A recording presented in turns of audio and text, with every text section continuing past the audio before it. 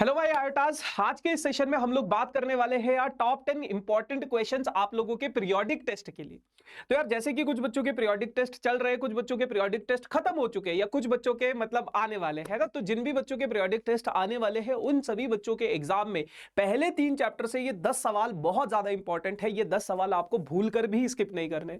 तो यार इस वीडियो को एंड तक जरूर देखना क्योंकि एंड वाले क्वेश्चंस बहुत ज्यादा इंपॉर्टेंट है और सारे के सारे सवाल बहुत ज्यादा इंपॉर्टेंट है। तो बढ़ते आगे बिना किसी देरी के साथ। लेकिन अगर अभी तक आप लोगों ने लाइक शेयर एंड सब्सक्राइब नहीं किया वो तो तुम कर ही दोगे, तो कर देना। बाकी पहला सवाल आप लोगों की स्क्रीन पे कुछ इस प्रकार से है। कहते हैं कि भैया दो नंबर से उन दोनों नंबर्स का जो HCF है कितना है 6 है, उन दोनों नंबर्स का जो सम है कितना है 60 है। How many pair of such number exist, ऐसे कितने पेयर्स नंबर के एग्जिस्ट करते हैं ये आप लोगों को बताना है। ठीक है जी, चलो तो let the first number be A. पहला नंबर मैंने क्या मान लिया, ए मान लिया। लेट द सेकंड नंबर, दूसरा नंबर मैंने क्या मान लिया, बी मान लिया। ठीक है, पहला नंबर मैंने क्या मान लिया, ए मान लिया। दूसरा नंबर मैंने क्या मान लिया, बी मान लिया। अब अगर मैं बात करूं अपने HCF की, HCF हमें दिया गया है कितना बेटा, HCF है दोनों नंबर का 6 एंड दोनों नंबर्स का सम जो है, सम कितना है आपके पास a प्लस बी, वो आपको दिया गया है बेटा कितना 60 दिया गया है। ठीक है, अब इस HCF की कहानी सुनो बेटा। कोई भी जो नंबर होता है ना, कोई भी जो नंबर होता है उसको हम लिखते हैं इस प्रकार से HCF इंटू एक्स, और दूसरा नंबर जो है उसको भी, अगर दो नंबर का HCF सेम है मतलब HCF तो सेम ही होगा, तो उन दोनों नंबर को हम इस तरीके से लिखते हैं HCF इंटू एक्स और HCF इंटू वाई। इस तरीके से दो नंबर्स को लिखा जाता है और यहां पे ये जो x और y है ये को प्राइम नंबर्स है। अब बेटा अगर आपको इसका बेसिक समझना है ना कि कैसे ये चीजें आई, तो इस वीडियो के डिस्क्रिप्शन में एक प्लेलिस्ट होगी वन शॉट की, है ना, उसमें नंबर सिस्टम का रियल नंबर का वन शॉट वीडियो आप लोग जरूर देख लेना। हर एक चैप्टर का वन शॉट वीडियो जिसमें मैंने बेसिक्स समझाए हैं कि ऐसा क्यों होता है ना। तो अभी अपने पास उतना टाइम नहीं है क्योंकि हम क्वेश्चंस की प्रैक्टिस कर रहे हैं अभी, है ना। तो कॉन्सेप्ट सीखना है, वन शॉट वीडियोस देखो। ठीक है जी, चलो तो ए को मैंने लिख लिया बेटा कितना 6x और बी को मैंने लिख लिया 6y।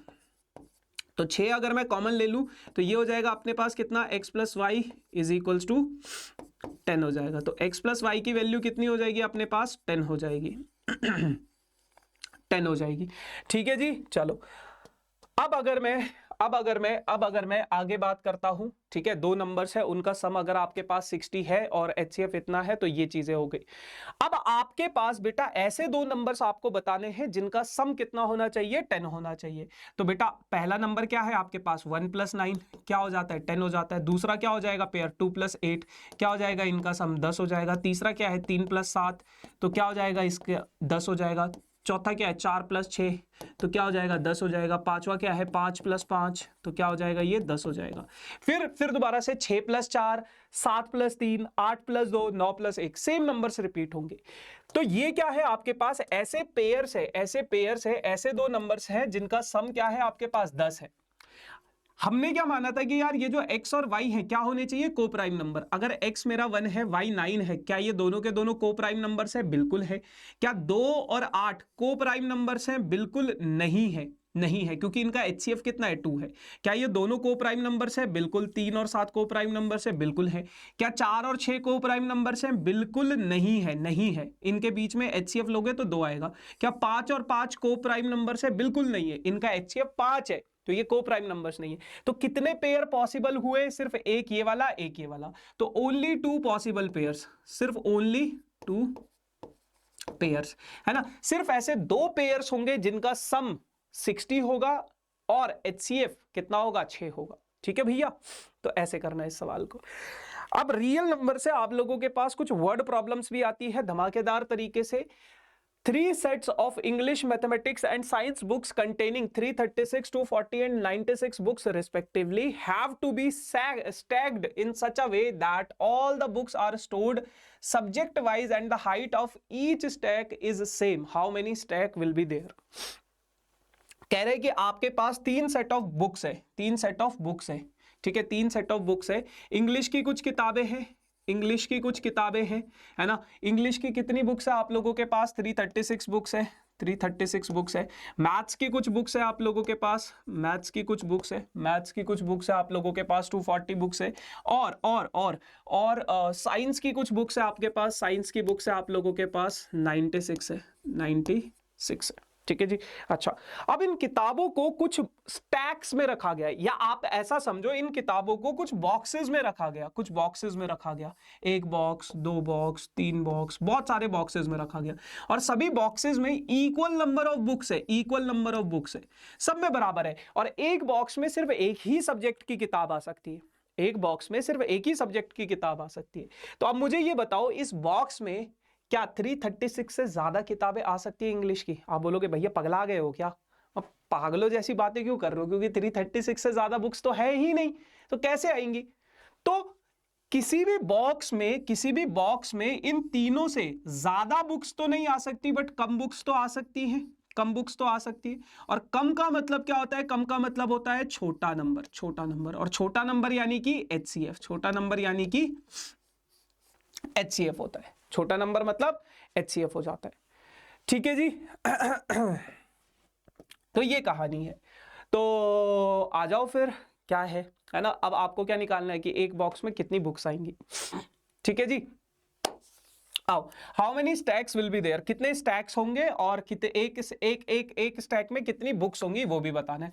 हाइट ऑफ स्टैक का मतलब है कि एक स्टैक में कितनी बुक्स है, ठीक है, वो बताना है आपको। तो HCF निकाल लो। अगर मैं इन तीनों का HCF निकालूं प्राइम फैक्टराइजेशन मेथड से, तो तीनों का HCF शायद 24 आ जाता है। एक बारी करके देख लेते हैं। 336 के अगर मैं फैक्टर्स निकालूं तो वो हो जाएगा, 2 से डिवाइड करोगे 2 1 2, 6 2 12, 8 2 16, फिर 2 से करोगे तो 84, फिर 2 से करोगे तो 42, फिर 2 से करोगे तो 21, फिर 3 से करोगे 7, फिर 7, फिर 1, 1 2 3 4। तो ये हो जाएगा आपके पास कैसा, ये हो जाएगा आपके पास 2 की पावर 4 इंटू 3 की पावर 1 इंटू 7 की पावर 1। ठीक है, दूसरा क्या है आपके पास 240, दूसरा क्या है 240। 240 को आप कैसे करोगे?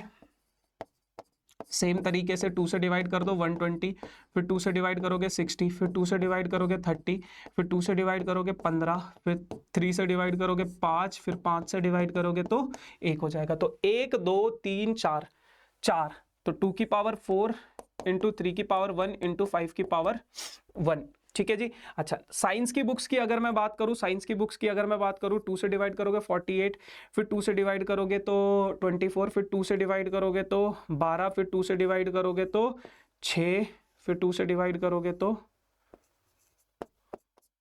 32 इंटू 3, है ना। ठीक है, तो अगर मैं HCF देखूं इनका, HCF तीनों में कॉमन क्या है? 2 और 3 है, 2 और 3 कॉमन है।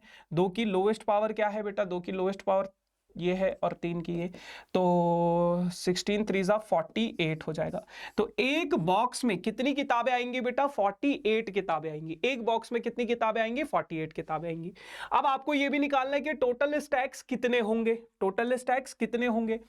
तो यार सिंपल सी कहानी है, या तो आप अलग अलग करके निकाल लो कि इंग्लिश के कितने स्टैक्स बनेंगे। देखो इंग्लिश की बुक्स कितनी थी? इंग्लिश की बुक्स थी 336।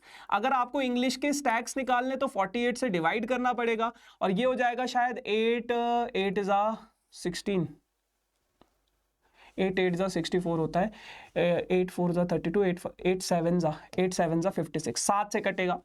अगर मैं मैथ्स की बुक्स की बात करूं तो मैथ्स के कितने स्टैक्स हो जाएंगे? मैथ्स की टोटल बुक्स कितनी है? 240।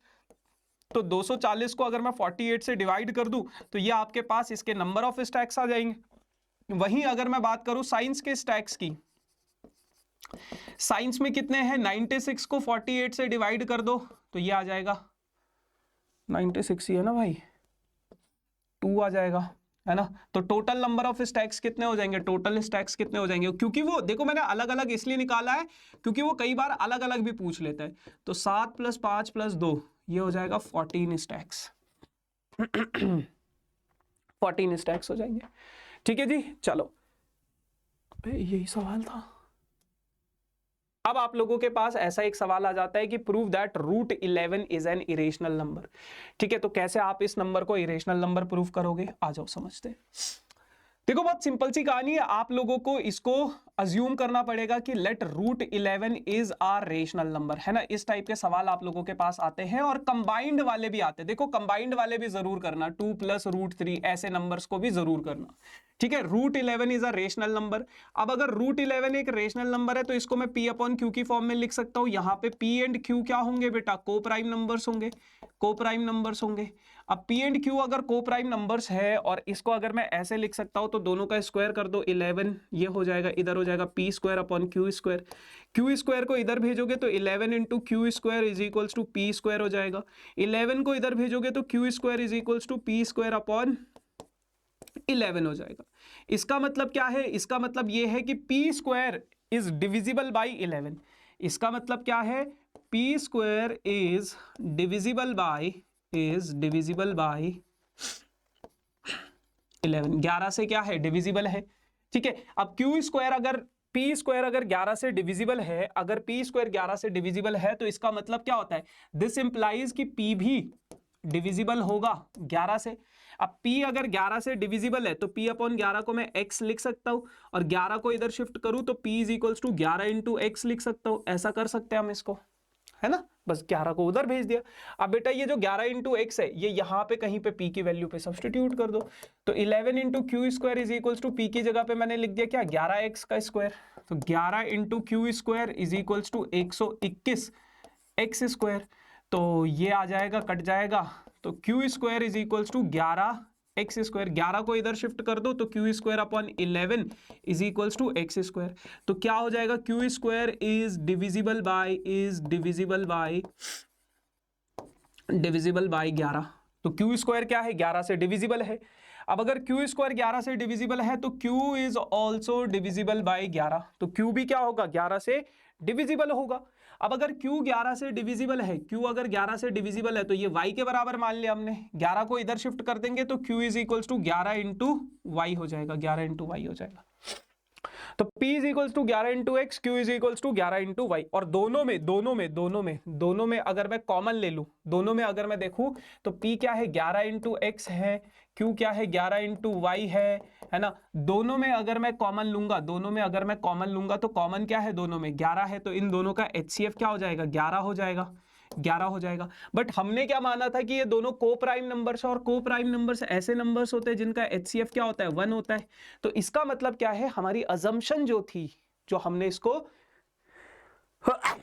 रेशनल नंबर माना, वो गलत हो गई है, क्योंकि हमारे रिजल्ट के साथ मैच नहीं कर रहा। रिजल्ट कह रहा है कि इनका HCF 11 है, अजम्पशन थी कि इनका HCF 1 है। तो ये कॉन्ट्राडिक्ट कर रहा है, मतलब जो भी हमारी अजम्पशन थी वो गलत थी, तो फिर उसके बाद हो गया ये स्वाहा, है ना। तो अगर रेशनल नहीं होगा तो इरेशनल होगा, है ना। फिर आखिरी वाली स्टेटमेंट आप लिख लेना। अब जैसे ये find the zeros of this polynomial, इस पॉलिनोमियल के जीरोस निकालो। तो देखो बहुत सिंपल सी कहानी है। कभी भी अगर ऐसा कोई सवाल आएगा 2√3x² - 5x + √3, ये है ना, इसके जीरोस निकालने तो सबसे पहले इसको 0 के इक्वल रख लो। तो 2√3 को √3 से मल्टीप्लाई करूंगा मैं, अगर 2√3 × √3, अगर इन दोनों को मैं मल्टीप्लाई करूं, √3 × √3 3 हो जाएगा, तो ये हो जाएगा 6, ठीक है। तो 2√3x², 6 को मैं ऐसे लिख सकता हूं ना, 6 × 1, और 6 और 1 का डिफरेंस कितना हो जाएगा, 5 हो जाएगा। तो ये क्या हो जाएगा आपके पास, -6x + 1x, है ना, प्लस √3। और 3 और 2 भी तो होता है, इसको ऐसे भी तो लिख सकते हो, 3 × 2। तो इसको 3 और 2 में ब्रेक कर लो, एक काम करो, -2x - 3x + √3 = 0। ठीक है भैया। अब पहली दो टर्म्स में से देखो बेटा 2x कॉमन आ रहा है, 2x कॉमन आ जाएगा तो यहां पे बचेगा √3x - 1 बच जाएगा। आखिरी दो टर्म्स में से देखो √3 कॉमन आ रहा है, माइनस का साइन है और √3 कॉमन आ गया, तो देखो 3 में से अगर √3 चला जाएगा तो कितना बचेगा, √3 बचेगा। यहाँ पे कितना बच गया, x, और यहाँ पे क्या हो जाएगा, साइन चेंज हो जाएगा, है ना। कभी भी अगर बाहर नेगेटिव साइन है तो अंदर वालों के साइन क्या हो जाएंगे, चेंज हो जाएंगे, = 0। अब √3x - 1, √3x - 1 कॉमन ले लो, √3x - 1 कॉमन ले लिया। यहाँ पे क्या बचा, 2x - √3 = 0। अब अगर मैं इसको 0 के इक्वल रखूं अगर मैं इसको 0 के इक्वल रखूँ, √3x - 1 को 0 के इक्वल रखूँ, तो √3x इज इक्वल्स टू 1 हो जाएगा और x इज इक्वल्स टू 1/√3 हो जाएगा। अगर मैं इसको 0 के इक्वल रखूँ, अगर मैं इसको 0 के इक्वल रखूँ, 2x - √3 इक्वल्स टू 0, तो 2x का वैल्यू हो जाएगा कितना, √3, और x का वैल्यू कितना हो जाएगा, √3/2 हो जाएगा। तो ये दो इसके जीरोस है। कई बार वो रिलेशन वेरीफाई करने को भी बोलता है, तो रिलेशन कैसे वेरीफाई करोगे, रिलेशन होगा अल्फा प्लस बीटा। अच्छा, इसको अगर रेशनलाइज करना चाहो तो कर सकते हो, ठीक है। तो पहला रिलेशन क्या है आपके पास, alpha plus beta is equals to -b/a, ये है। तो LHS में आपके पास क्या है बेटा, अल्फा प्लस बीटा। अल्फा कितना है आपके पास 1/√3 और बीटा कितना है आपके पास √3/2, है ना। ये है क्रिस क्रॉस कराओगे, मतलब मल्टीप्लाई डिवाइड कराओगे, तो √3 को √3 2 प्लस √3 इंटू √3 3 हो जाएगा, डिवाइडेड बाई 2 √3, तो ये हो जाएगा आपके पास 5/2 √3, है ना, ये हो जाएगा। अच्छा, अगर मैं RHS में देखूं, अगर मैं RHS में देखूं, तो RHS में क्या है आपके पास -b/a। b का वैल्यू कितना है भाई, b का वैल्यू कितना है -5 है, और a का वैल्यू क्या है 2 √3, आ गया ना सेम, माइनस माइनस आ गया ना सेम, LHS RHS। अगर LHS RHS है तो मुबारक हो, रिश्ता पक्का हुआ। Alpha into beta is equals to C/A है। अल्फा कितना है बेटा 1/√3, बीटा कितना है बेटा 2 √3/2, ठीक है। ये LHS में, ये इससे कट जाएगा तो कितना आ जाएगा, ये 1/2। RHS में C/A, C कितना है √3/2 काटोगे तो कितना बचेगा 1/2 बच जाएगा, 1/2 के बराबर है। इसका मतलब क्या है, इसका मतलब क्या है, LHS RHS के बराबर, ठीक है जी। रिलेशन वेरीफाई करने को आ जाए तो ऐसा कर सकते हो। अगला सवाल, if the square of difference of the zeros of the quadratic polynomial, अगर कोई क्वाड्रेटिक पॉलिनोमियल है ये, अगर कोई क्वाड्रेटिक पॉलिनोमियल है ये, और इसके रूट्स का, इसके जीरोस का, मान लो एक है अल्फा एक है बीटा, इन दोनों के डिफरेंस का स्क्वायर 144 के बराबर है, 144 के बराबर है, तो p की वैल्यू क्या होगी, तो p की वैल्यू क्या होगी, ये दे रखा है। अब यार सबसे पहले a - b का होल स्क्वायर हो जाता है a square plus b square minus 2a into B is equals to 144। अब alpha square plus beta square, alpha square plus beta square, अगर मैं इसकी बात करूं तो ये हो जाएगा अपने पास अल्फा प्लस बीटा का whole square minus 2 alpha beta minus 2 alpha beta is equals to 144 हो जाएगा, 144 हो जाएगा। तो ये हो जाएगा आपके पास कितना, अल्फा प्लस बीटा का whole square minus 4 alpha beta is equals to 144। अब देखो यार यहाँ पे आपके पास अगर मैं अल्फा प्लस बीटा निकालूं तो क्या हो जाएगा आपके पास -p/a कितना है 1, यानी कि सॉरी, अल्फा प्लस बीटा किसके बराबर हो जाएगा बेटा, -p के बराबर हो जाएगा, -p के बराबर हो जाएगा। और अल्फा इंटू बीटा अगर मैं निकालने की कोशिश करूं, alpha into beta is equals to that is equals to C/A, यानी कि अल्फा इंटू बीटा क्या हो जाएगा आपके पास, C कितना है 45 है और A कितना है 1 है, तो ये हो जाएगा, यहां पे चिपका दो बस इसको, तो ये हो जाएगा -p का स्क्वायर 144, तो ये हो जाएगा पॉजिटिव p का स्क्वायर माइनस 5 4 20 का 0, 2 कैरी 4 4 16, तो 18, ठीक है। तो -p square, sorry p square is equals to 144 plus 180, तो p स्क्वायर का वैल्यू हो जाएगा आपके पास 324, तो p का वैल्यू हो जाएगा √324, यानी कि p का वैल्यू आ जाएगा पॉजिटिव नेगेटिव 18, पॉजिटिव 18 भी हो सकता है और नेगेटिव 18 भी हो सकता है, ठीक है भाई। चलो अगला सवाल, अगला सवाल है, if alpha and beta are the zeros of a quadratic polynomial, अगर इस क्वाड्रेटिक पॉलिनोमियल के दो जीरोस है अल्फा और बीटा, तो आपको इसकी वैल्यू निकालनी है। तो एक काम करते हैं, पहले इसी को सॉल्व कर लेते हैं यार, इसको इधर भेजो, इसको इधर भेजो, तो alpha into alpha alpha square हो जाएगा, beta into beta beta square हो जाएगा, divided by alpha into beta हो जाएगा। अब alpha square plus beta square हो जाता है आपके पास अल्फा प्लस बीटा का whole square minus 2 alpha beta divided by alpha into beta हो जाता है, ये हो जाता है ना। अच्छा अब यहां से मुझे मतलब इसकी वैल्यू निकालनी है, इसकी वैल्यू निकालनी है बस मुझे। अच्छा alpha square plus beta square का ये आइडेंटिटी याद रखना बेटा, बहुत जगह यूज होगा। यहां से मेरे पास अल्फा प्लस बीटा क्या हो जाएगा, माइनस बी, बी कितना है इसका कोएफिशिएंट, अपॉन ए, ये हो जाएगा। अल्फा इंटू बीटा क्या हो जाएगा, सी, सी कितना है -2 अपॉन 6, तो ये हो जाएगा -1 अपॉन 3 हो जाएगा। तो अल्फा प्लस बीटा यानी कि -1 अपॉन 6 का whole square -2 alpha into beta -1 upon 3 divided by -1 upon 3। तो देखो -1 का स्क्वायर करोगे, तो कितना हो जाएगा 1, 6 का करोगे 36, तो ये -+2 अपॉन 3 हो जाएगा डिवाइडेड बाई -1 अपॉन 3 हो जाएगा। तो इसका हो जाएगा आपके पास कितना 36 एज इट इज, और ये हो जाएगा 1 + 12 3 = 36, सो 12 2 = 24 डिवाइडेड बाई -1 अपॉन 3, तो ये हो जाएगा 12 3 = 36 है ना। तो ये हो जाएगा 25 अपॉन -12, और ये माइनस ऊपर चला जाएगा, तो -25/12 इसका फाइनल आंसर आ जाएगा। ठीक है मेरे भाई,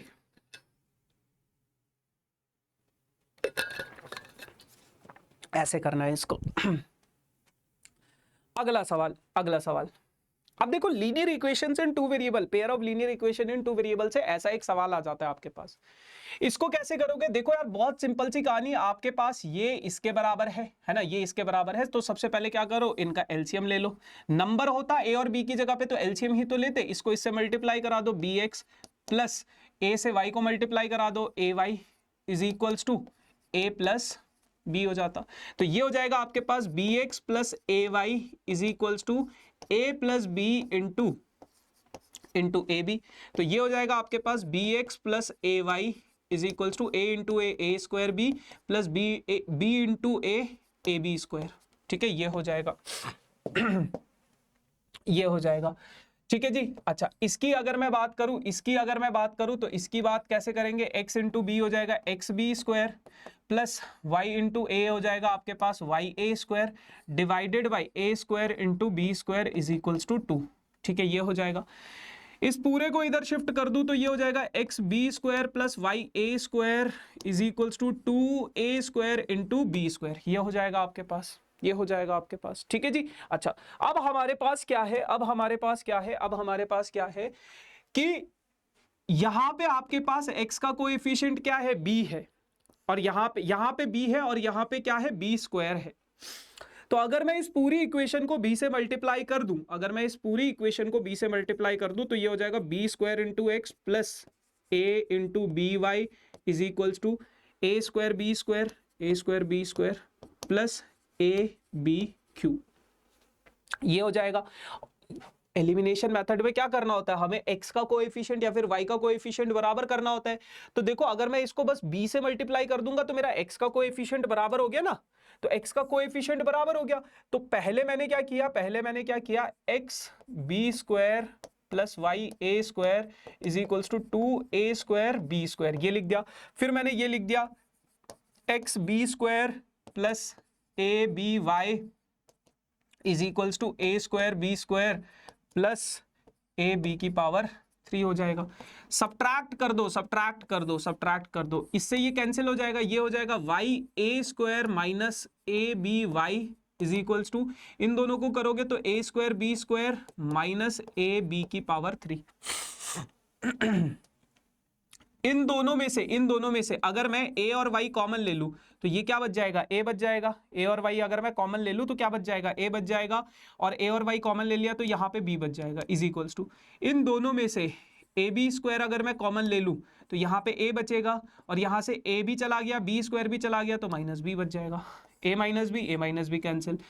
ए वाई किसके बराबर आ जाएगा, ए बी स्क्वायर के बराबर आ जाएगा। a से a कट गया तो y का वैल्यू क्या हो जाएगा, b स्क्वायर हो जाएगा। y का वैल्यू क्या हो जाएगा, b स्क्वायर हो जाएगा। अब y अगर b स्क्वायर है तो बस आ जाओ, y अगर b स्क्वायर है, a स्क्वायर b स्क्वायर, तो X B square is equals to 2a square B square minus A square B square, तो X B square is equals to A square B square हो जाएगा। B square से B square cancel हो जाएगा, तो X is equals to A square हो जाएगा। ठीक है जी, चल ऐसे करना है इसको, ऐसे करना है, ठीक है जी। चल अब अगला सवाल है आप लोगों के पास कुछ इस प्रकार से, solve this equation, solve this equation, आपको ये इक्वेशन सॉल्व करनी। तो देखो यार होता क्या है, जब भी आपके पास बड़े बड़े कोएफिशिएंट्स आ जाए x और y के, तो सबसे पहले वो चेक कर लो कि क्या वो क्रॉस तो नहीं हो रहे, मतलब जो पहली इक्वेशन में x का कोएफिशिएंट है क्या वो दूसरी इक्वेशन में y का कोएफिशिएंट है, बिल्कुल है। पहली इक्वेशन में जो y का कोएफिशिएंट है वो दूसरी इक्वेशन में x का कोएफिशिएंट है, बिल्कुल है। कभी भी अगर ऐसा सिचुएशन आए आपके पास, तो ऐसे क्वेश्चंस को एक बारी पहले ऐड करो, 217x plus 131y is equals to 913 divided by 131x plus 217y is equals to 827। दोनों को अगर हम ऐड करें तो ये हो जाएगा 8 और 3 और 1 4 और 2 और 1 3, 348x plus 348y is equals to 7 और 3 10 का 0, 1 कैरी, 3 और 1 4 और 9 और 8 17, है ना। ये हो जाएगा 348, अगर मैं कॉमन ले लूं तो यहाँ पे बच जाएगा x plus Y is equals to 1740। काटोगे इसको तो 5 से कटेगा, 8 5 40 का 0, 4 कैरी, 5 4 20, 24, 2 कैरी, 5 और 3 17, ठीक है। तो x प्लस वाई का वैल्यू, x प्लस वाई का वैल्यू, x प्लस वाई का जो वैल्यू है वो कितना है बेटा, 5 आ जाएगा। x प्लस वाई का वैल्यू कितना है, 5 आ जाएगा, ठीक है महाराज, आ जाओ। अब मेरे पास ये दो इक्वेशन है, 217x plus 131y is equals to 913, और दूसरा क्या है 131x plus 217y is equals to 827। दोनों को अगर मैं माइनस कर दूं, दोनों को अगर मैं माइनस कर दूं तो ये क्या होगा, 7 में से 1 गया तो 6 बचेगा, और 8 और 3 11, 86x माइनस 86y, और यहाँ पे भी सॉल्व करोगे तो 86 बच जाएगा। तो 86 दोनों से कॉमन ले लो, तो x माइनस वाई किसके बराबर है, 86 के बराबर है। 86 से 86 कट गया तो x माइनस वाई का वैल्यू क्या हो जाएगा, 1 हो जाएगा।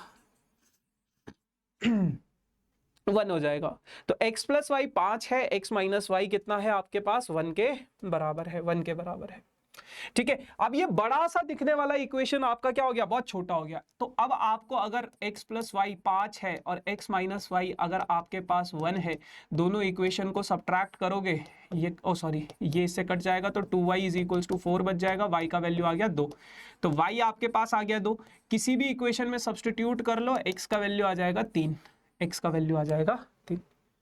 तो ये आपके पास इस क्वेश्चन का सॉल्यूशन हो जाएगा, ठीक है भैया। तो देख लेना इसको, ऐसे सवाल आते हैं आपके पास। अब इस चैप्टर से आप लोगों के पास वर्ड प्रॉब्लम जरूर आएगी, और मेरा ऐसा मानना है शायद 2 डिजिट वाला वर्ड प्रॉब्लम सबसे ज्यादा इंपॉर्टेंट है, तो ऐसे सवाल आ सकते हैं। तो क्या कहता है कि a number of 2 digits unit digit is twice the 10th digit. If 36 is added to the number, the digits are reversed.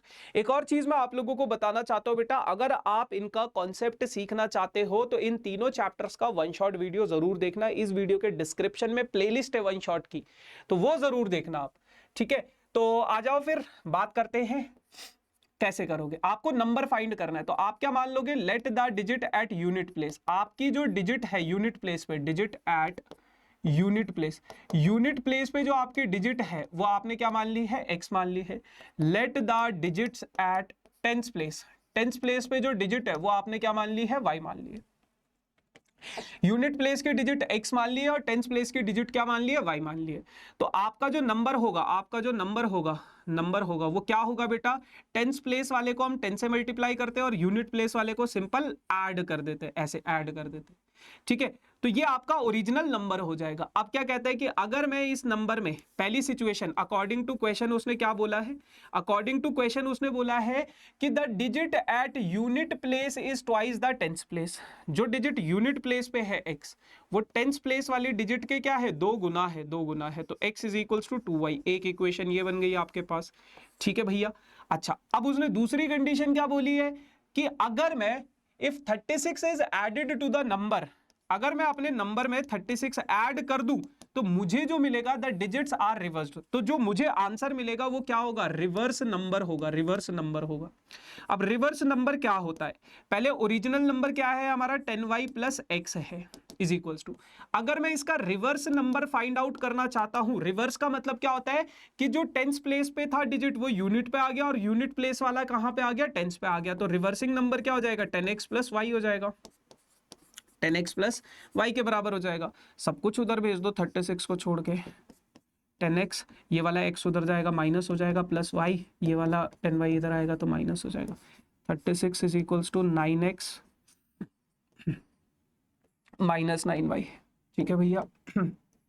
तो 36 is equals to 9 into X minus Y हो जाएगा, काटोगे तो x माइनस वाई का value 4 आ जाएगा, ठीक है जी। अच्छा अब x का वैल्यू क्या है 2y है, सब्सटीट्यूट कर दो 2y माइनस वाई, तो y का वैल्यू कितना आ जाएगा आपके पास 4 आ जाएगा, y का वैल्यू कितना आ जाएगा 4 आ जाएगा। y अगर 4 है तो यहां से x भी निकाल सकते हो, x का वैल्यू कितना आ जाएगा 2 इंटू 4 यानी कि 8 आ जाएगा, 8 आ जाएगा। तो अगर आपको अपना ओरिजिनल नंबर निकालना है, ओरिजिनल नंबर क्या था आपके पास 10y प्लस एक्स था, तो 10 इंटू वाई, वाई कितना है 4 प्लस x कितना है 8 यानी कि 48।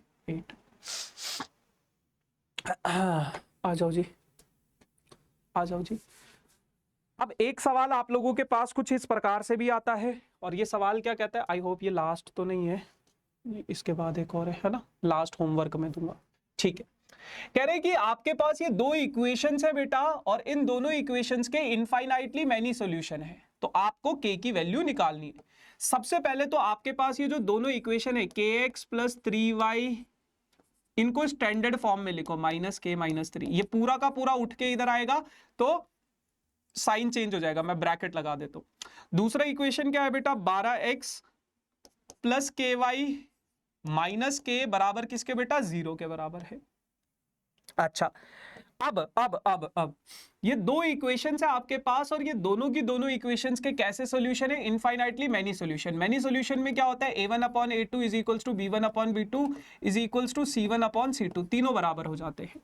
तो a1 अपॉन a2 यानी कि k upon 12 is equals to b1 upon b2 यानी कि 3 upon k is equals to c1 upon c2 k minus 3 divided by minus k बराबर हो जाएगा। इसको इधर भेजोगे k इंटू के स्क्वायर हो जाएगा, 12 3 जा 36, इसको इधर भेजोगे। पहले इन दोनों को कंपेयर कर लेते, तो k का वैल्यू क्या हो जाएगा अंडर रूट ऑफ 36, और अंडर रूट ऑफ 36 क्या होता है प्लस माइनस 6 होता है, पॉजिटिव 6 भी होगा नेगेटिव 6 भी होगा। अब अगर कभी भी k की दो दो वैल्यूज आए, एक वैल्यू आएगी तो यहीं पे छोड़ दो, वही उसका फाइनल आंसर होगा। लेकिन अगर k की दो वैल्यूज आ जाए आपके पास तो आपको एक और चीज चेक करनी होती है, इन दोनों को भी चेक कर लो। इसको इधर भेजोगे तो 3 इंटू के कितना हो जाएगा 3k हो जाएगा इज इक्वल्स टू, इसको इधर भेजोगे तो क्या हो जाएगा k इंटू के माइनस 3 हो जाएगा, ठीक है। तो ये हो जाएगा 3k is equals to K square minus 3k, सब कुछ उधर भेज दोगे तो ये हो जाएगा 0 के स्क्वायर माइनस 3k, तो ये हो जाएगा आपके पास 0 is equals to K square minus 6k, है ना। तो 0 is equals to k common ले लिया तो ये हो जाएगा k माइनस 6, एक बार इसको 0 के इक्वल रखोगे तो k का वैल्यू 0 आ जाएगा, एक बार इसको 0 के इक्वल रखोगे तो k का वैल्यू 6 आ जाएगा। अब k का वैल्यू क्या है, यहाँ पे भी 2 2 आ रहा है, दोनों में कॉमन क्या है, दोनों में कॉमन क्या है पॉजिटिव 6, तो k का वैल्यू होगा सिर्फ और सिर्फ पॉजिटिव 6 होगा, जो दोनों में कॉमन होगा, ठीक है भाई, ऐसे करना है, ठीक है जी। चलो so yes guys this is all about for this session. बाकी ये आप लोगों का एक क्वेश्चन है, इसका आंसर मुझे कमेंट सेक्शन में बताना आप लोग, तो कमेंट सेक्शन में इसका आंसर स्पैम कर देना कि find the value of k for which the system of these equation has unique solution. इसका यूनिक सॉल्यूशन है तो k का वैल्यू क्या होगा, ठीक है जी। चलो सो बाकी अगर किसी को मुझे इंस्टाग्राम पे कनेक्ट करना हो, ये इंस्टाग्राम हैंडल है मेरा, and do like share and subscribe this channel for these type of amazing videos guys. Thank you so much, tata bye bye.